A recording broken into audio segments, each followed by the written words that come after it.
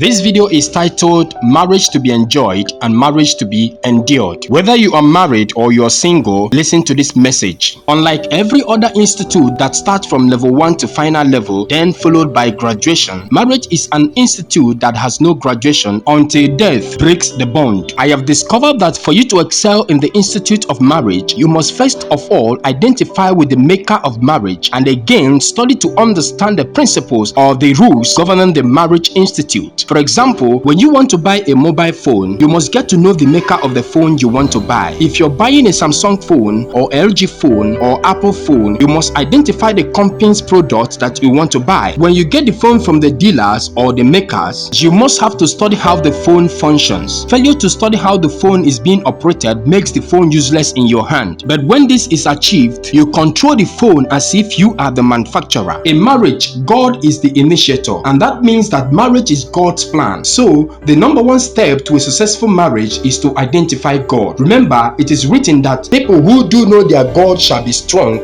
and do exploit. To know God makes you available to search and understand these principles of marriage. These principles have a very big role to play in the coming together of two people from two different backgrounds to stay together as one. Every background has its own rainy season and dry season. With acknowledgement and application of these principles of marriage initiated by the maker of marriage, every season in our marriage is brought under control. Just follow me. Remember that the devil stands against anything that is God's plan. So if marriage is God's plan, the devil will always fight marriages. His first focus in fighting marriages is to make sure that the marriage is laid on a faulty foundation. Example of marital faulty foundation is to live together as husband and wife outside wedlock and or getting pregnant before the marriage. When this happens and the couple fail to recognize the error and do something about it, the devil will have upper hand in that marriage. Following this, you will see that a peaceful marriage can only come when true believers engage in marriage, because it takes a true believer to understand the principles of God that said in the book of 1 Corinthians chapter 7 and verse 4 that the wife does not have authority over her own body, but the husband does. Likewise, the husband does not have authority over his own body, but the wife does. This is to tell you that the principles of marriage does not permit a husband to keep another woman apart from his wife, and the wife has no right to keep another man outside her husband. Let me summarize to you what was said in the book of 1 Peter chapter 3 from verse 1 to 6, that you, the wife, should submit yourself under your husband. It said that your beauty should not come from outward adornment, such as elaborate hairstyles or wearing of gold jewelries or fine clothes. Rather, your beauty should be that of your inner self, the unfading beauty of a gentle and quiet spirit. Do you know the amazing thing there? It said that by doing so, if your husband does not believe in the word of God or does not believe in God, he might be won over without words, but by the behavior of his wife. Do you know that a man who fails to be considerate as he lives with his wife and treats her with respect as the weaker partner and as her with him of the gracious gift of life, do you know that such a man, his prayer to God will be hindered? When these principles are understood, a peaceful marriage is guaranteed. Now let me ask a question. What do you think that will happen to your marriage when you settle down with a partner who has not identified with the maker of marriage and who does not understand the principles of marriage? Do you know that this has gotten to the stage that people now believe that men are polygamous in nature and as such should keep girlfriends outside his home? Even some wives have come to accept this notion and they live with it. This belief is satanic, and I am telling you right now that there is no such thing as men being polygamous in nature. A man who finds himself being polygamous in nature is a man who has not identified with the maker of marriage